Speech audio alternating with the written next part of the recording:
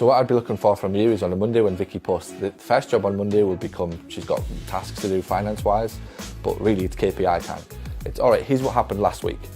We're on target, everything's fine. There'll always be a couple off. There'll always be something not quite right. And the goal then becomes, all right, let's pick up on those one or two things that are not quite right before they become a big problem.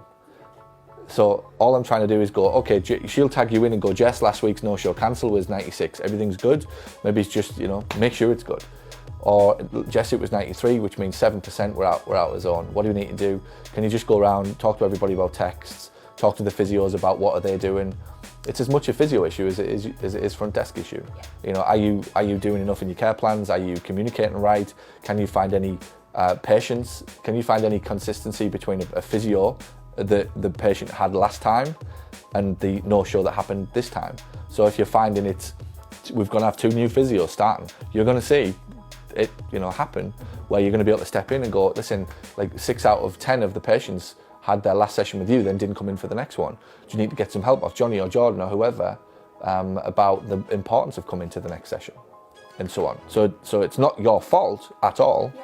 It's your responsibility to make everybody else aware of it. Much like when I said, if I come in and I go, sell more stuff, she starts selling more stuff. If sell more orthotics, they start selling more orthotics.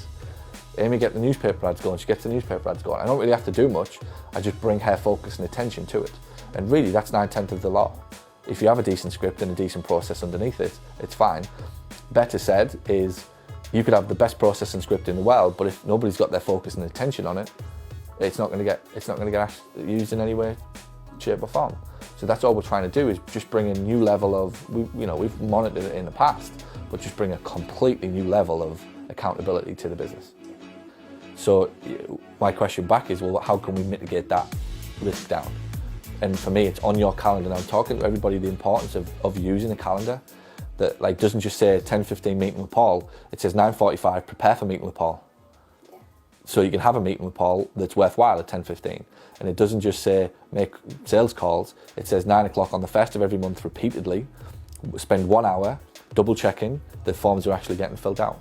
And it says on your calendar at 9 o'clock or 10 o'clock on a Monday morning, after the rush is over, you're going to be on front desk. But once you've got that first phone call picked up, you've checked the answer machine, you've checked emails, you've left everybody a message who's rang over the weekend.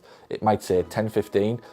Do it in pairs. If Vicky's doing her KPI tasks at 9 o'clock, you do it after. If her calendar says 9 till 10:30 or 9 till 11, you do your KPI stuff between 11 and 11:45. Yours might take 2 minutes if it's good. But I also want you to go, again, use that Facebook group and go, hey, my stats are good. Much of this becomes a visual awareness for everybody and me that it's actually getting done. That if you post in the Facebook group at 11:45 and I'm like, oh, Jess is on that, I can sleep a little bit easier. And then it's like, yeah, listen, upsells are good this week or not so good. I've looked into it. We've got some KPI, people are not filling out forms, or people are just harder to get hold of on the phone. Guys, can you just talk to the patients a little bit more about the fact that we'll be calling them after 24 hours to discuss how happy they were with their care? So I've just framed it. And again, you've raised their attention as to the importance of them talking to the patient in that last session for getting a call.